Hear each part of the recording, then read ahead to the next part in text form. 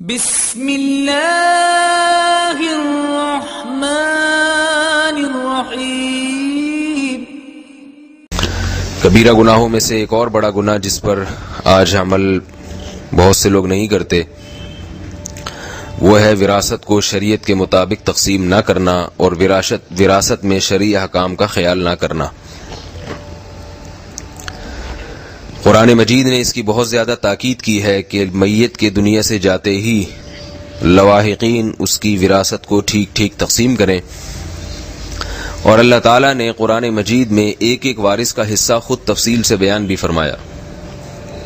یوصیکم اللہ فی اولادکم للذکر مثل حظ الانثیین، فرمایا اللہ تمہیں تمہاری اولاد کے بارے میں وصیت کرتا ہے، لڑکے کو لڑکی کی نسبت دگنا ملے گا۔ والدین کا حصہ الگ سے بیان کیا، وَلِأَبَوَيْهِ لِكُلِّ وَاحِدٍ مِّنْهُمَا السُّدُسُ إِنْ كَانَ لَهُ وَلَدٌ، میت کی اگر اولاد ہے تو والد اور والدہ کو ایک چھٹا حصہ ملے گا، 1/6۔ میاں بیوی کا حصہ بیان کیا، وَلَكُمْ نِصْفُ مَا تَرَكَ أَزْوَاجُكُمْ إِن لَّمْ يَكُن لَّهُنَّ وَلَدٌ، تمہاری بیوی کی اولاد نہیں ہے اور بیوی کا انتقال ہو گیا تو تمہیں اس میں سے نصف وراثت تمہیں ملی، ہاف آدھی تمہیں ملے گی، اور اگر بیوی کے اولاد ہے تو تمہیں 1/4 ملے گا۔ وَلَهُنَّ الرُّبُعُ مِمَّا تَرَكْتُمْ إِن لَّمْ يَكُن لَّكُمْ وَلَدٌ، تمہارے اگر اولاد نہیں ہے اور تمہارا انتقال ہو جائے تو تمہاری اس زوجہ کو اس میں سے 1/4 ملے گا، اور اگر تمہارے اولاد بھی ہے فَإِن كَانَ لَكُمْ وَلَدٌ فَلَهُنَّ الثُّمُنُ مِمَّا تَرَكْتُمْ، تمہارے اولاد بھی ہے تو اور تمہاری موت واقع ہو جائے تو تمہاری بیوی کو، تمہاری وائف کو 1/8 ملے گا، 1/8۔ تو آخر یہ اتنی تفصیل اسی لیے بیان کی جا رہی ہے کہ لوگ پھر اس پر عمل کریں۔ ہمارے ہاں میت کے انتقال کے بعد وراثت کی تقسیم کی بالکل فکر نہیں ہوتی۔ تجہیز و تکفین اور دفنانے کے بعد کوئی یہ بات ہی نہیں کرتا کہ بھائی اب بیٹھیں والد صاحب کی جائیداد کے حصے کرتے ہیں، دیکھیں کس کے حصے میں کتنا آ رہا ہے۔ ہوتا یہ ہے کہ اگر کوئی اس قسم کی بات گھر میں اٹھائے تو فوراً گھر کی خواتین چیخ پڑتی ہیں کہ ہائے ابھی ابا کے کفن میلہ نہیں ہوا اور یہاں ابو کی جائیداد کو، والد کی جائیداد کے حصے بقیے ادھیڑنا شروع کر دیے۔ تو یہ جاہلانہ باتیں ہیں۔ اب وہ والد کی جائیداد رہی نہیں ہے، جس کا انتقال ہو گیا اس کا اب کچھ بھی نہیں ہے اس دنیا میں، اس کے ساتھ ایک کفن تھا جو چلا گیا، وہ بھی چھین لیا جائے گا تھوڑے دنوں میں۔ تو یہ بھی وارثوں کا حصہ ہے، وارثوں کا حق ہے اور ان کی ملکیت ہے، اس پر زکوٰۃ بھی لاگو ہوگی، اس پر قربانی، صدقہ فطر، تمام احکامات اس پر جاری ہو جائیں گے۔ لہذا اگر کسی نے وراثت تقسیم نہیں کی اور غلطی سے بھی کسی دوسرے کا اپنے بھائی کا مال، اپنی بہن کا مال کھانا شروع کر دیا تو یہ حرام کھانا ہے، اور اس پر وہی احکام جاری ہوں گے جو حرام چوری پر جاری ہوتے ہیں، ڈکیتی پر جاری ہوتے ہیں۔ آپ کسی کا مال چھین کے کھائیں، کسی کا مال چوری کر کے کھائیں، یا کسی کا مال آپ کے پاس پڑا ہوا تھا دینے کے بجائے وہ کھا جائیں، تو اللہ کی نظر میں سب برابر ہیں، سب حرام در حرام ہیں۔ اس کا بہت خیال کرنا چاہیے۔ پہلے زمانے کے بزرگ بہت زیادہ خیال کیا کرتے تھے ان چیزوں کا۔ شاید مولانا عطا اللہ شاہ بخاری رحمۃ اللہ علیہ کا واقعہ ہے یا مولانا احمد علی لاہوری رحمۃ اللہ علیہ کا، کہ ایک دفعہ کسی گھر میں ان کی دعوت تھی، تشریف لے گئے تو پتہ یہ چلا کہ ان کے والد صاحب کا 10 سال پہلے انتقال ہو چکا تھا۔ کھانا جب سامنے آیا تو ان بزرگ نے کھانے سے ہاتھ کھینچ لیا، فرمایا میں کھانا نہیں کھاؤں گا، پہلے مجھے یہ بتاؤ کہ تم لوگوں نے اپنی بہنوں کو وراثت دے دی ہے یا نہیں دی ہے، کیونکہ عام طور پر نہیں دی جاتی۔ تو وہ کہنے لگے کہ نہیں ابھی تک تو ہم نے تقسیم ہی نہیں کی ہے وراثت۔ تو آپ نے فرمایا میں یہ کھانا نہیں کھاؤں گا، اس میں بہنوں کا مال بھی شامل ہے، اور مجھے یقین نہیں ہے کہ وہ دل سے راضی ہیں یا راضی نہیں ہیں۔ رسول اللہ صلی اللہ علیہ وسلم نے ارشاد فرمایا لا يحل مال امرئ مسلم الا بطیب نفس منہ، کسی مسلمان کا مال اس کی دل کی مکمل خوشی کے بغیر حلال نہیں ہے۔ بعض لوگ اوپر سے کہہ دیتے ہیں کہ ٹھیک ہے، دل پورے طور پر راضی نہیں ہوتا۔ بعض دفعہ بہن کہہ دیتی ہے مجھے وراثت نہیں چاہیے، لیکن دل میں اس کے جذبات ہوتے ہیں کہ مجھے پیسے ملنے چاہیے، وہ مطالبہ اس لیے نہیں کرتی، اس کو شرم آ رہی ہوتی ہے۔ بعض دفعہ چھوٹا بھائی چاہتا ہے کہ مجھے میری وراثت ملے، لیکن وہ اس لیے نہیں مانگ رہا ہوتا کہ اگر وہ مانگے گا تو برا بن جائے گا گھر میں. بڑے کہیں گے اس کو دیکھو چھوٹا ہے اور اپنے پیسے مانگ رہا ہے ہم سے. تو یہ سب چیزیں بدتمیزی سمجھی جاتی ہیں ہمارے معاشرے میں, اس لیے مانگتے نہیں ہیں. لیکن دل میں ہوتا ہے کہ مجھے میرے پیسے ملنے چاہیے. تو یاد رکھیے اس کے دل میں ذرہ برابر بھی خیال آ گیا تو بڑے بھائی کے لیے اب اس کا مال حلال نہیں ہے. اس کو مال اس کے تقسیم کر کے اس کے ہینڈ اوور کیا جائے, اس کے قبضے میں دیا جائے. بہنوں سے معاف کرا لیا جاتا ہے. میں کہتا ہوں بہن کو وراثت دو, پھر کہو کہ معاف کر کے ہمیں یہ پیسے واپس کر دو. دیکھیے پھر کتنی بہنیں واپس کرتی ہیں. تو اللہ تعالیٰ نے قرآن مجید میں حکم دیا کہ ہم نے وارثین کا جو حصہ رکھا ہے مما قل منہ او کثر, میت جتنا مال چھوڑ کے جائے وہ مال زیادہ ہو یا تھوڑا ہو, دونوں میں وراثت برابر تقسیم کی جائے گی. ایک ایک چیز میں وراثت جاری ہوتی ہے, ایک ایک چیز میں وراثت جاری ہوتی ہے. یہ ہماری شریعت کا حکم ہے, تھوڑے مال میں بھی زیادہ مال میں بھی. جو چیزیں کم ویلیو کی ہیں, کم قیمت کی ہیں, ان میں بھی وراثت تقسیم ہوگی. والد صاحب کی گھڑی تھی, والد صاحب کا کیلکولیٹر تھا, والد صاحب کا کمپیوٹر ہے, اس میں بھی وراثت جاری ہوتی ہے. رہا یہ مسئلہ کہ بھائی ان کی تقسیم کیسے کی جائے, تو یہ فیصلہ آپ خود نہ کریں, آپ کسی مفتی کی سے رابطہ کریں کہ بھئی آپ بتائیے والد صاحب کا لیپ ٹاپ وراثت میں کیسے تقسیم ہوگا, والد صاحب کی گھڑی کیسے تقسیم ہوگی, والد صاحب کی جائے نماز کیسے تقسیم ہوگی, والد صاحب کی تسبیح کیسے تقسیم ہوگی. تو انشاءاللہ مفتی حضرات آپ کو بتائیں گے بھئی ایسے تقسیم ہوگی. اس کے طریقے ہیں, کوئی چیز ٹوٹتی نہیں ہے, کٹتی نہیں ہے.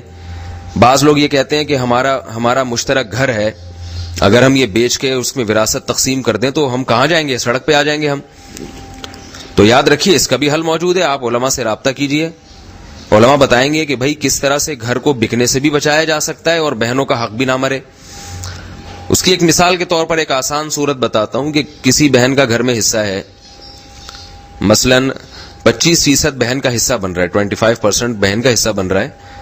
تو اگر آپ کے لیے گھر بیچنا مشکل ہے, بہتر تو یہی گھر بیچ کے اس کا 25% اس کو بہن کو پکڑا دیں آپ, اور اپنے لیے کوئی چھوٹا موٹا فلیٹ خرید لیں. یہ نہ ہو سکے تو بہن کو اس پہ راضی کر لیں کہ بھئی یہ 25% تم اس میں شریک ہو, تو جب تک ہم یہاں رہیں گے اس گھر میں 25% کرایہ تمہیں دیں گے ہم. اس گھر کا رینٹ لگایا جائے گا. کل رینٹ کتنا ہے اس کا, فار ایگزامپل اس گھر کا رینٹ 1,00,000 روپے بنتا ہے, تو ہم آپ کو 25,000 روپے ہر مہینے دیں گے, کیونکہ 25% ہم آپ کا گھر استعمال کر رہے ہیں. بہن 100 دفعہ کہ نہیں مجھے نہیں چاہیے, میں ایسی نہیں ہوں, میرا گھر ہے, رہو تم لوگ, آپ اس کو دیں, ہینڈ اوور کریں, 25,000 اس کو پکڑائیں کہ بھئی یہ آپ کا حصہ بنتا ہے, آپ اس کو لیں. لینے کے بعد وہ واپس کر دے تو ٹھیک ہے, پھر یہ اس کی علامت ہے کہ دل سے راضی ہے. لیکن میرا خیال ہے کہ پیسے جب ایک دفعہ بٹوے میں آتے ہیں, جیب میں آتے ہیں, تو پھر واپس کرنا بڑا مشکل کام ہوتا ہے انسان کے لیے. تو یہ اللہ کی حدود ہیں. اللہ نے قرآن مجید میں فرمایا یا ایھا الذین آمنوا لا تأکلوا اموالکم بینکم بالباطل, اے ایمان والو ایک دوسرے کا مال باطل طریقے سے نہیں کھاؤ.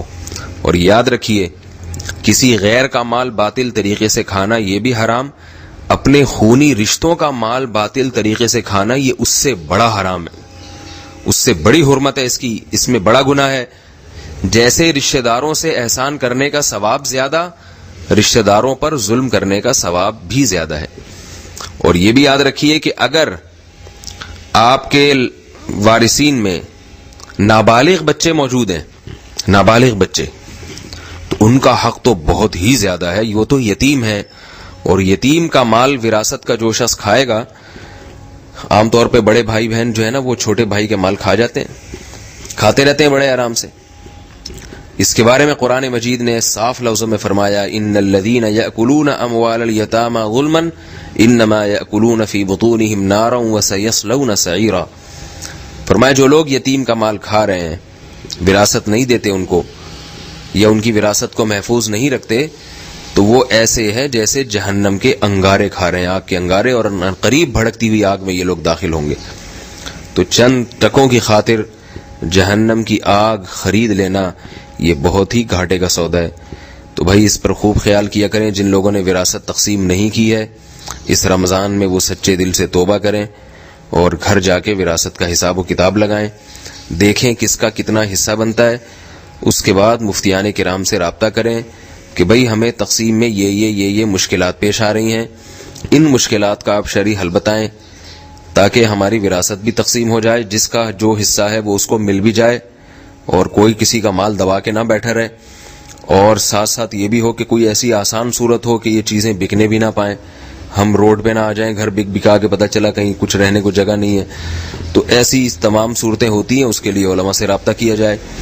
تو اگر یہ کام آپ نہیں کرتے، اپنی سی کوشش نہیں کرتے اور اس طرح سے کھاتے رہتے ہیں، تو حرام کھانے والے کے عمل میں اللہ برکت چھین لیتے ہیں. آج کتنے لوگ ہیں جن کی دعائیں قبول نہیں ہوتی؟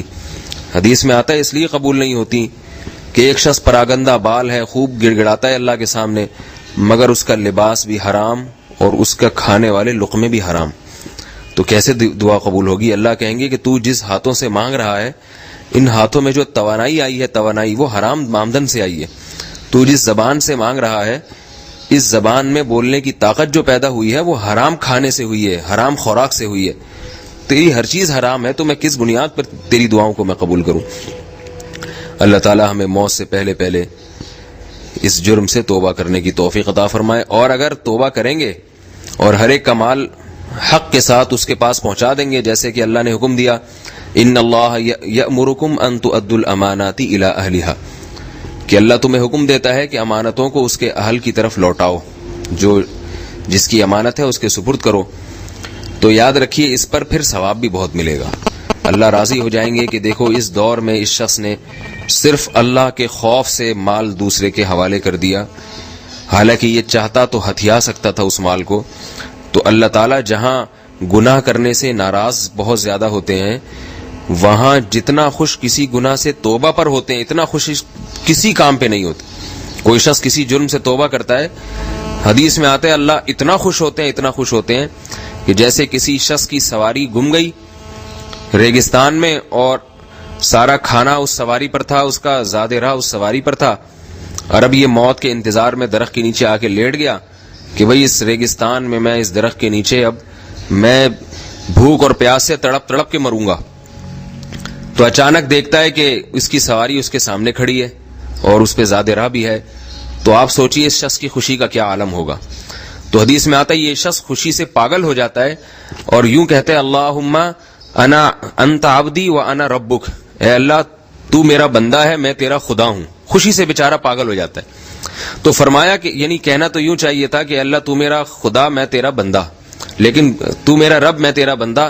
خوشی سے اتنا پاگل ہو گیا کہ اس کی زبان سے یہ نکل گیا اے اللہ تو میرا بندہ، میں تیرا رب. اخطأ من شدت الفرح، فرمایا خوشی کی شدت سے اس کی زبان سے غلط الفاظ نکل گئے. تو اس کو کم خوشی ہوتی ہے، اللہ کو اس سے بھی زیادہ خوشی ہوتی ہے. حدیث میں آتا ہے جب کوئی بندہ کسی جرم سے توبہ کرتا ہے. تو توبہ کیجیے، اللہ تعالیٰ خوش بھی ہوتے ہیں، مال میں برکت بھی دیں گے. جو حلال کماتا ہے اللہ اس کے مال میں برکت دیتے ہیں. آپ کسی کا حق دے دیں تو اللہ وہ آپ کو کسی اور طریقے سے گھما کے لوٹا دیں گے. اللہ تعالیٰ ہم سب کو اس جرم سے توبہ کی توفیق عطا فرمائے اور وراثت کو صحیح طرح سے تقسیم کرنے کی توفیق عطا فرمائے. سبحانک اللہم و بحمدک، نشہد ان لا الہ الا انت، نستغفرک و نتوب الیک.